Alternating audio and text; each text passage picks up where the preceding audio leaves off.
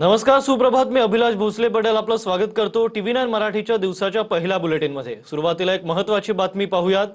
नाशिक विधान परिषद निवडणुकीचा महायुतीचा मार्ग मोकळा झाल्याची शक्यता आहे. गोकुळ गीतेंशी चर्चा झाली आहे. आज गुड न्यूज देणार असं महाजनांनी सूचक विधान केलंय.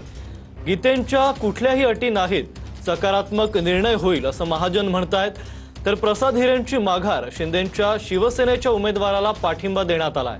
नाशिकमध्ये महाजन आणि सामंतांच्या भेटीनं मार्ग सुकर झालाय. गीते यांची माझी भेट झालेली आहे, सविस्तर बोलणं झालेलंही आहे. आता हा निर्णय होईल. निर्णय सकारात्मक आहे का नकारात्मक? सकारात्मक निर्णय होईल. गोकुळ गीते यांनी काही अटी ठेवल्या आहे का? कुठली अटी शर्त? त्याला काय अटी शर्त? त्याची कुठली अट शर्त नाहीये. ते म्हणतात फक्त मी निवडून येतो आहे, मला लोकांचा पाठिंबा आहे. पण मी सांगितलं महायुती आहे, आपल्याला असं करता येणार नाही. आणि त्यामुळे मी त्यांना आता सांगितलेलं आहे, काही करू तू त्याला माघार घ्यायची आहे. मला वाटतं ते सकारात्मक निर्णय घेतील. गोकुळ गीते कधीपर्यंत महायुतीच्या उमेदवाराला पाठिंबा देतील? तुम्हाला गुड न्यूज